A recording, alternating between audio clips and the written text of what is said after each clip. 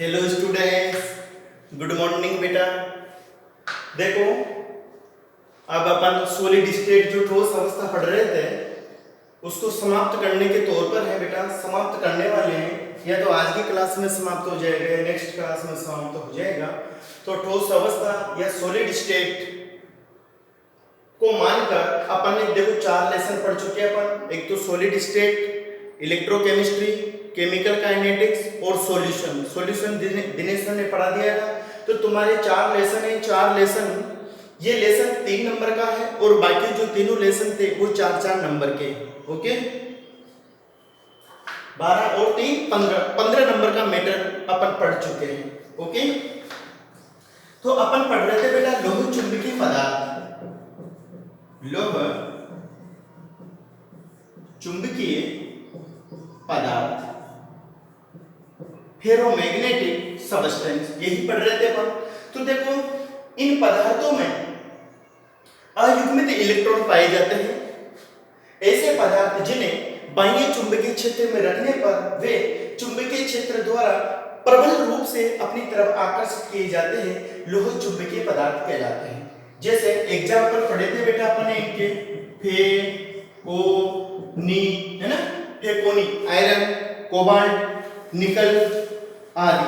एक पढ़ा था अपन ने CrO2, क्रोमियम ऑक्साइड। ओके, अब देखो जो लौह चुंबकीय पदार्थ होते हैं इनमें इलेक्ट्रॉन पाए जाते हैं। उन इलेक्ट्रॉनों का बेटा जो वितरण होता है या इलेक्ट्रॉनों का संरेखण होता है वो इस प्रकार से होता है। अर्थात सभी जो अयुग्मित इलेक्ट्रॉन होते हैं उनके कारण द्विध्रुव आघूर्ण एक ही दिशा में होता है।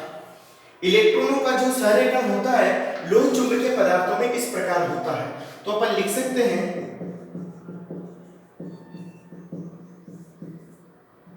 लौह चुंबकीय पदार्थों में इलेक्ट्रॉनों का संरेखण या अयुग्मित इलेक्ट्रॉनों के चुंबकीय आघूर्ण एक ही दिशा में होता है। लौह चुंबकीय पदार्थों में इलेक्ट्रॉनों द्वारा उत्पन्न चुंबकीय आघूर्ण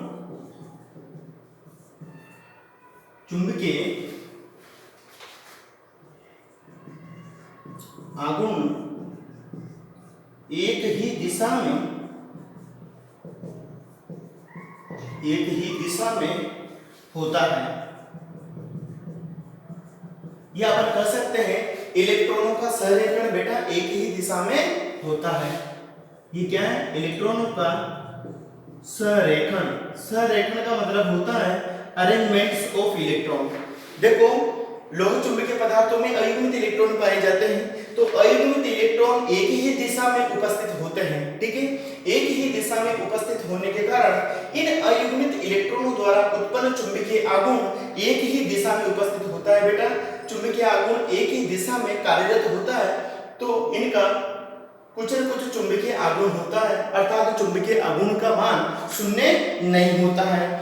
इसी को अपन लौह चुंबकीय पदार्थ कहते हैं। अब आता है अपना नेक्स्ट प्रतिलोह चुंबकीय पदार्थ।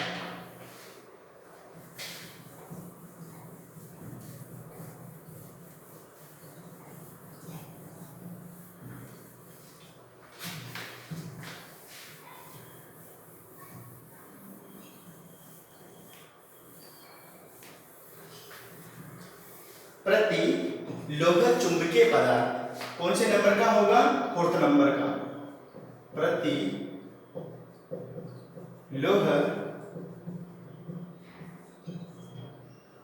चुंबकीय पदार्थ, इसको कहते हैं बेटा अपन एंटी फेरोमैग्नेटिक सबस्टेंस। एंटी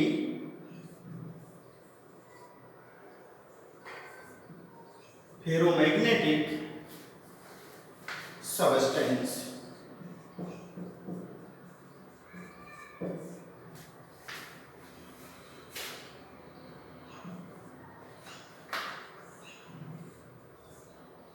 प्रतिलोह चुंबकीय पदार्थ। देखो बेटा, जो जो प्रतिलोही चुंबकीय पदार्थ होते हैं इनमें भी अयुग्मित इलेक्ट्रॉन पाया जाता है, लेकिन इनका जो चुंबकीय आघूर्ण का मान है वह बहुत कम होता है। अर्थात अपन कह सकते हैं कि इनमें चुंबकीय आघूर्ण का मान शून्य होता है। इनमें इलेक्ट्रॉनों का समानांतर एवं प्रतिसमानांतर चुंबकीय आघूर्ण एक दूसरे को बैलेंस कर देता है, या अपन कह सकते हैं कि इनमें इलेक्ट्रॉन समांतर एवं प्रतिसमांतर क्रम में पाए जाते हैं। समांतर एवं प्रतिसमांतर क्रम में पाए जाने वाले इलेक्ट्रॉनों द्वारा चुंबकीय आघूर्ण का मान एक दूसरे के द्वारा बेटा कैंसिल कर दिया जाता है या समाप्त कर दिया जाता है। अतः हम कह सकते हैं कि इन पदार्थों का चुंबकीय आघूर्ण का मान क्या होता है, शून्य होता है। तो लिख सकते हैं अपन इन पदार्थों में भी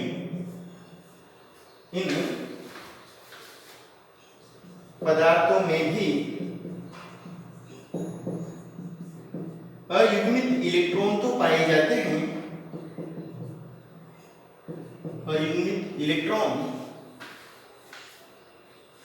तो पाए जाते हैं, किंतु इनका चुंबकीय आघूर्ण का मान शून्य होता है। किंतु इनका चुंबकीय आघूर्ण का मान शून्य होता है।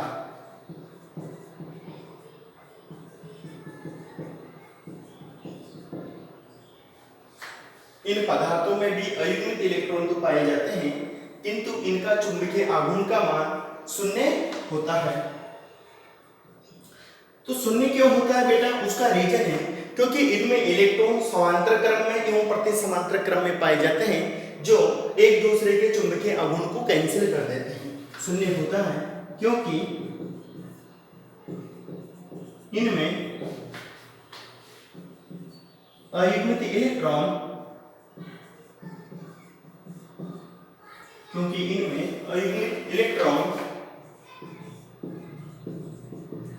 समानांतर एवं प्रतिसमानांतर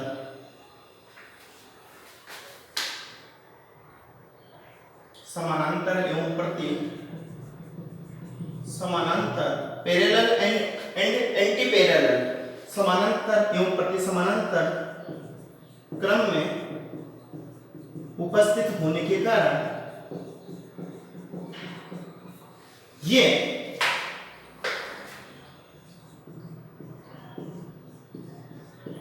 एक दूसरे के चुंबकीय आघूर्ण को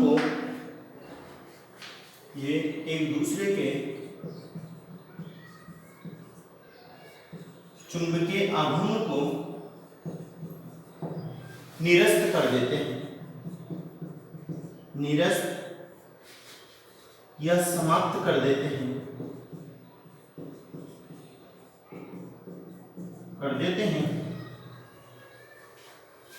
ओके। इन पदार्थों में भी अयुग्मित इलेक्ट्रॉन तो पाए जाते हैं, किंतु इनका चुंबकीय आघूर्ण का मान शून्य होता है क्योंकि इनमें अयुग्मित इलेक्ट्रॉन समानांतर एवं प्रतिसमानांतर क्रम में उपस्थित होने के कारण ये एक दूसरे के चुंबकीय आघूर्ण को निरस्त या समाप्त कर देते हैं। देखो बेटा, इनमें इलेक्ट्रॉनों का जो क्रम होता है वो कैसा होता है, समानांतर एवं प्रतिसमानांतर, मतलब एक ऊपर एक नीचे।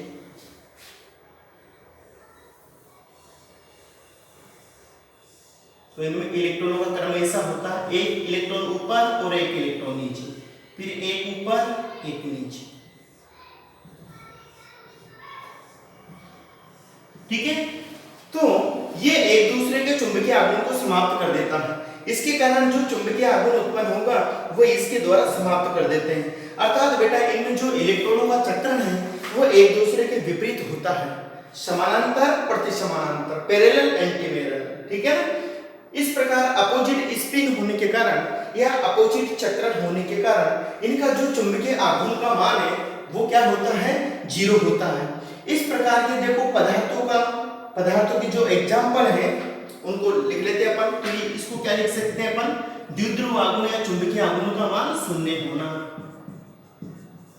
चुंबकीय आघूर्ण का मान शून्य होना। या अपन इसको ऐसा भी ले सकते हैं, प्रतिलोह चुंबकीय पदार्थों में इलेक्ट्रॉनों का व्यवस्थापन या इलेक्ट्रॉनों का संरेखण, arrangement of electrons in anti ferromagnetic substance. Okay, अब देखो बेटा इन पदार्थों के एग्जांपल लिख लेते हैं अपन। सभी प्रकार के पदार्थों की परिभाषा एवं इनके एग्जांपल याद रखना अति आवश्यक है।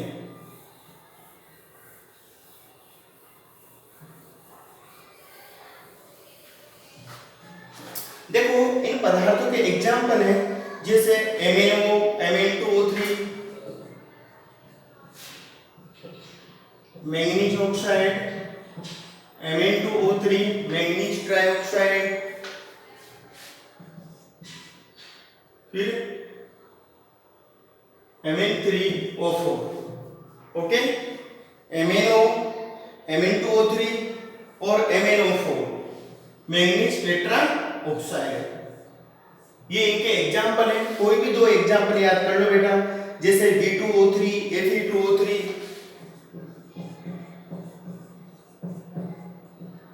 ठीक है ना आदि। यह लोह चुंबक प्रतिलोह चुंबकीय पदार्थों के उदाहरण हैं। अब चलते हैं अपन, नेक्स्ट आता है अपना फेरी चुंबकीय पदार्थ या फेरी मैग्नेटिक सब्सटेंस। इसको कहते हैं अपन लघु लोह चुंबकीय पदार्थ।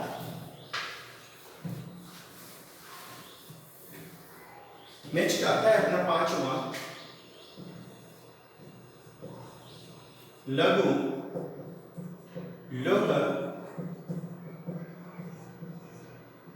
चुंबकीय पदार्थ। लघु लोह चुंबकीय पदार्थ इसको बोलते हैं अपन फेरी मैग्नेटिक सब्सटेंस।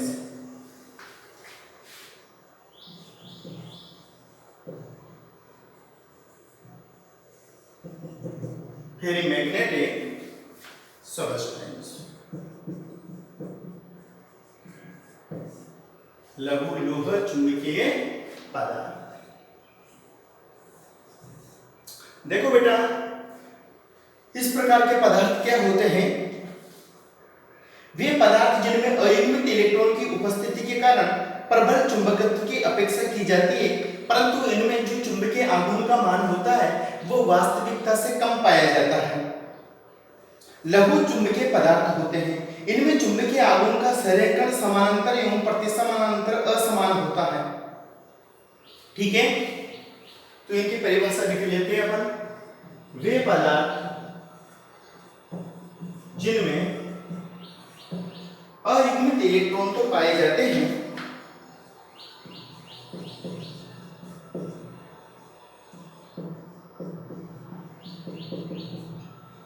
अयुग्मित इलेक्ट्रॉन तो पाए जाते हैं,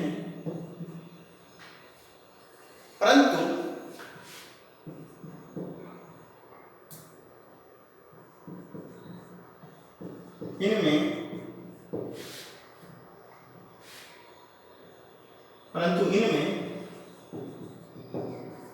चुंबकीय आघूर्ण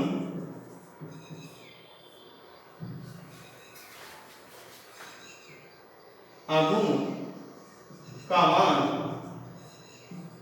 वास्तविकता में बहुत कम होता है। वास्तविकता में बहुत कम होता है,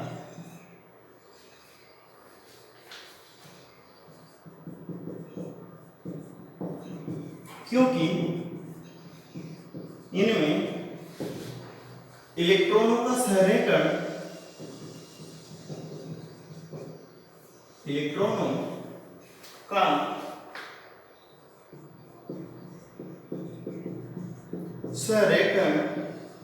या व्यवस्थापन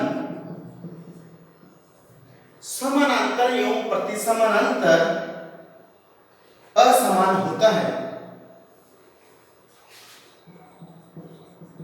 समानांतर एवं प्रतिसमानांतर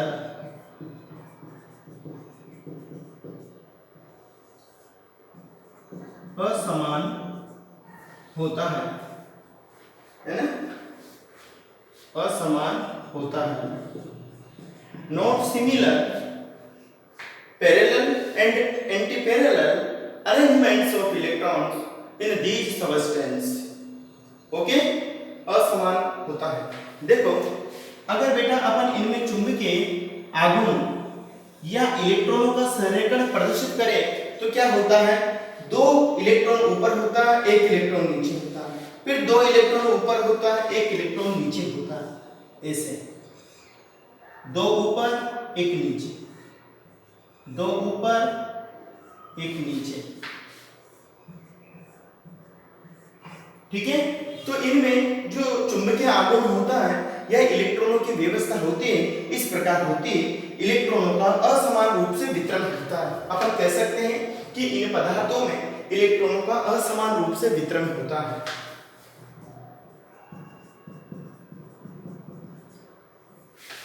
अयुग्मित इलेक्ट्रॉनों का असमान रूप से वितरण।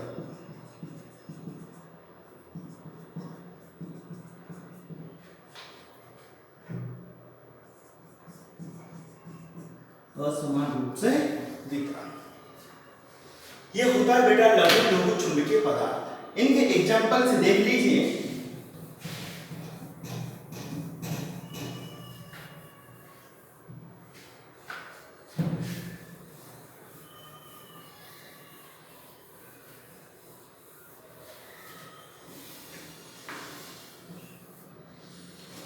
देखो एग्जांपल से इनके लघु लोह चुंबकीय पदार्थों के, जैसे मैग्नेटाइट Fe3O4, इसको कहते हैं बेटा मैग्नेटाइट।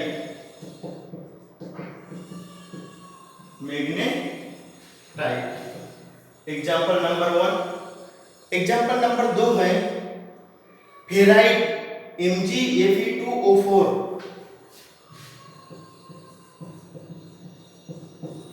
इसको बोलते हैं अपन फेराइट। थर्ड एग्जांपल है इन पदार्थों का ZnFe2O4।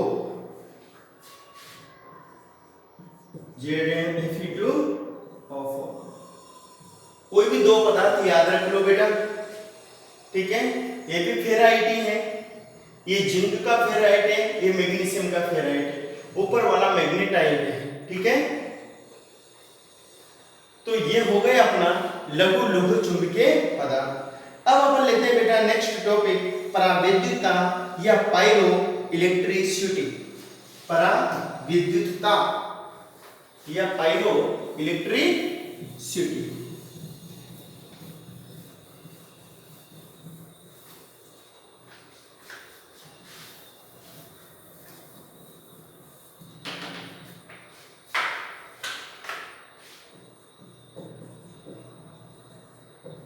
परावैद्युतता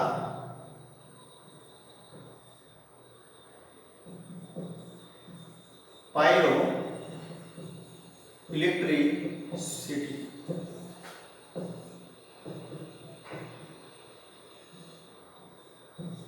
देखो परावैद्युतता या पायरो इलेक्ट्रिसिटी बेटा एक ग्रीक शब्द प्यार से मिलकर बना है, PYRE, प्यार, ठीक है। परावैद्युतता जो शब्द होता है ये प्यार शब्द से बना है, ये ग्रीक शब्द है, ठीक है। इस ग्रीक शब्द का मतलब होता है फायर, मतलब अग्नि। क्या होती है बेटा? फायर मतलब अग्नि, ठीक है। और जो फायर होता है अग्नि, अग्नि क्या है? यही विद्युतता है, विद्युतता, अर्थात इसी को अपन इलेक्ट्रिसिटी कहते हैं, इलेक्ट्रिसिटी कहते हैं, ओके। तो परावैद्युतता या पायरो इलेक्ट्रिसिटी शब्द एक ग्रीक शब्द प्यार से उत्पन्न होता है। प्यार का अर्थ होता है फायर, अग्नि, अर्थात विद्युतता। अर्थात बेटा जब किसी पदार्थ को गर्म किया जाता है और गर्म करके पुनः ठंडा किया जाता है तो पदार्थ में उल्टता उत्पन्न हो जाती है, अर्थात विद्युत विभव उत्पन्न हो जाता है। इसको ही अपन परावैद्युतता कहा जाता है। यह कहते हैं जब किसी पदार्थ को गर्म किया जाता है तो पदार्थ में उपस्थित परमाणुओं की व्यवस्था में परिवर्तन हो जाता है। परिवर्तन हो जाने के कारण उसमें विद्युतता उत्पन्न हो जाती है या विद्युत विभव उल्टता उत्पन्न हो जाता है। इसी को अपन परावैद्युतता या पायरी इलेक्ट्रिसिटी कहते हैं। ओके, तो अपन लिख सकते हैं, देखो परावैद्युतता शब्द की उत्पत्ति ग्रीक भाषा के प्यार शब्द से हुई है। तो डेफिनेशन लिख लेते हैं अपन, परावैद्युत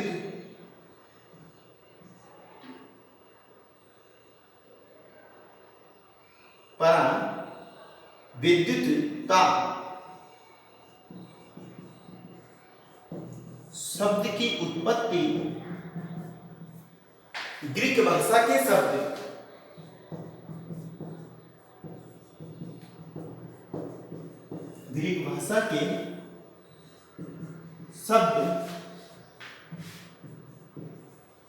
प्यार मतलब फायर, प्यार से हुई हैं, जिसका शाब्दिक अर्थ होता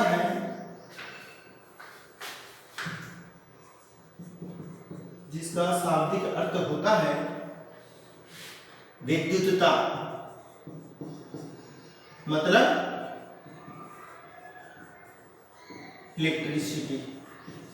ओके, तो परावैद्युतता या पायरो इलेक्ट्रिसिटी शब्द की उत्पत्ति बेटा ग्रीक भाषा के शब्द प्यार अर्थात फायर से हुई है, जिसका शाब्दिक अर्थ होता है विद्युतता। ठीक है, देखो यहां से ई को कैंसिल कर देना बेटा, पी वाई आर लिख लेना केवल। ठीक है, पी वाई आर, इसको पायर भी बोल सकते हैं अपन या प्यार भी कर सकते हैं, कुछ भी कह दो तुम्हारी इच्छा हो सर। ठीक है, परावैद्युतता शब्द की उत्पत्ति ग्रीक भाषा के शब्द प्यार से हुई है, जिसका शाब्दिक अर्थ होता है विद्युतता, इलेक्ट्रिसिटी। तो अपन क्या कर सकते हैं, इसका मतलब ये होता है कि कुछ पदार्थों को ठंडा या गर्म किया जाता है तो उनमें अस्थायी उल्टता उत्पन्न हो जाती है। ओके, कुछ पदार्थों को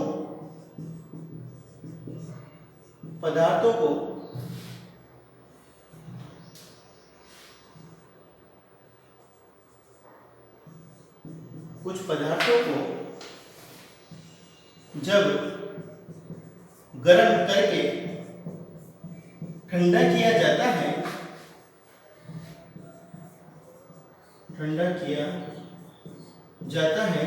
तो उनमें विद्युतता उत्पन्न हो जाती है।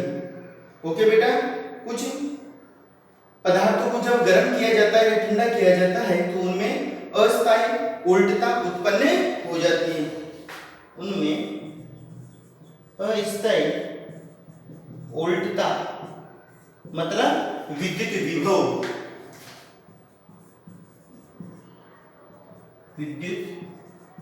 विभव उत्पन्न हो जाता है।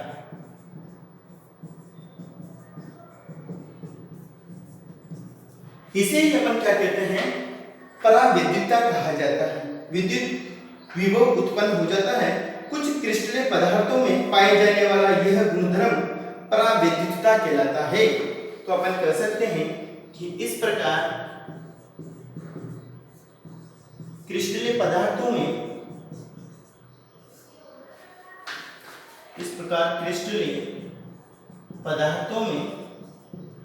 पाया जाने वाला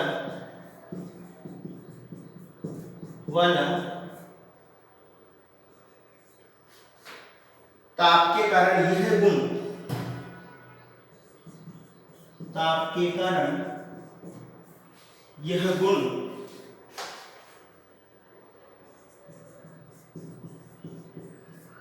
ही परावैद्युतता कहलाता है। पराविद्युतता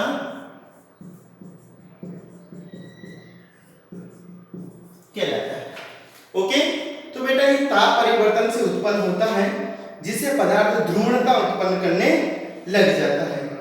इस ध्रुवणता के कारण ही पदार्थ में ये गुणधर्म पाया जाता है। विद्युत धारा में बेटा तुम्हें पता है विद्युत धारा का प्रवाह इलेक्ट्रॉनों के द्वारा होता है। देखो अपन जो पराविद्युतता होता है, इस पराविद्युतता को एक त्रिभुज द्वारा समझ सकते हैं।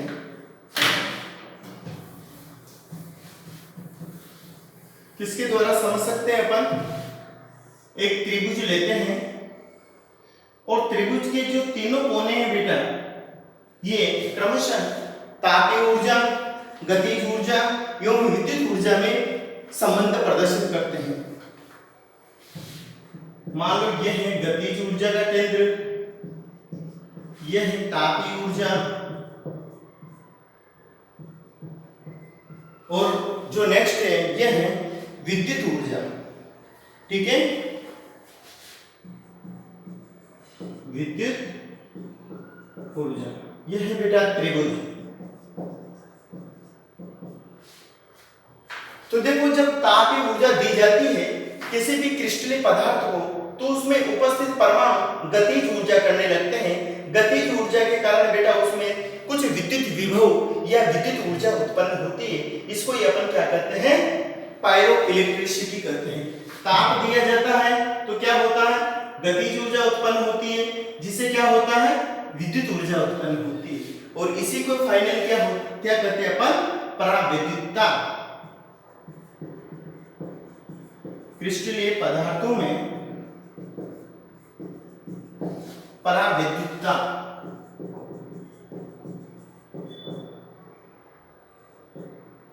मतलब pyro electricity in crystalline substance. अब देखो बेटा जो पायरो इलेक्ट्रिसिटी होती है या पराविद्युतता होती है, इसके कुछ एग्जांपल्स हैं।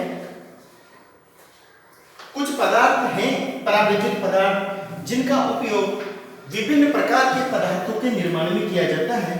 अतः प्रायोगिक रूप से इनका बहुत अधिक इंपॉर्टेंस है। ठीक है, तो कुछ सबस्टेंस से देखे वर्तमान में अनेक पराविद्युत पदार्थों का उपयोग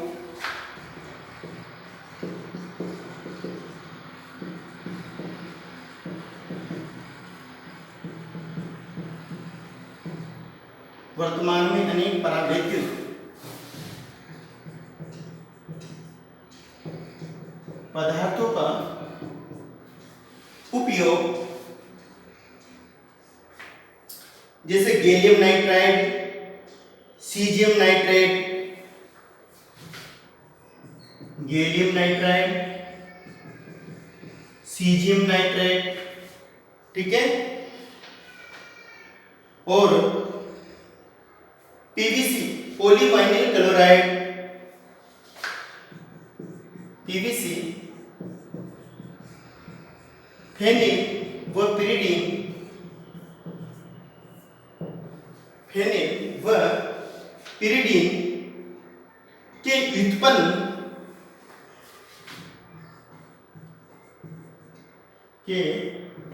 व्युत्पन्न तथा इन पदार्थों की पतली परत बनाने में किया जाता है। पतली परत, थिन लेयर, पतली परत बनाने में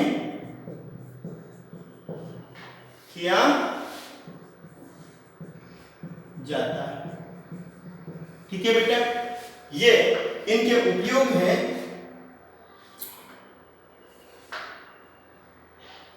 इन पदार्थों की पतली परत बनाने में परावैद्युत पदार्थों का उपयोग किया जाता है। ओके, अब देखो आज का होमवर्क देख लेते हैं बेटा।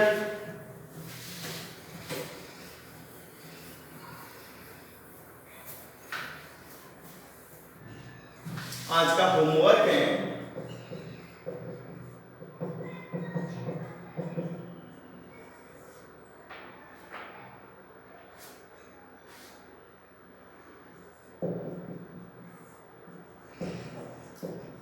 लघु लोह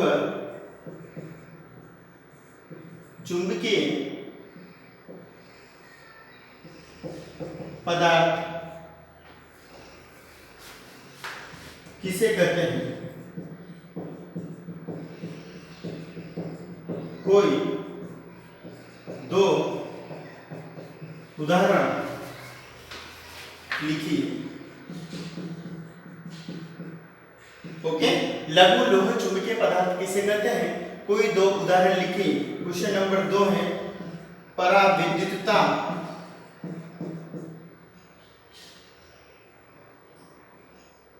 पायरो इलेक्ट्रिसिटी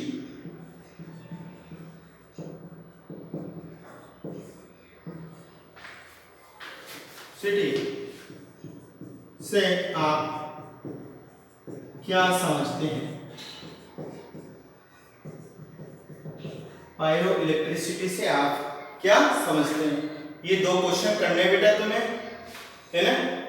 आज के लेक्चर को अपन यहीं समाप्त करते हैं। Okay, thank you.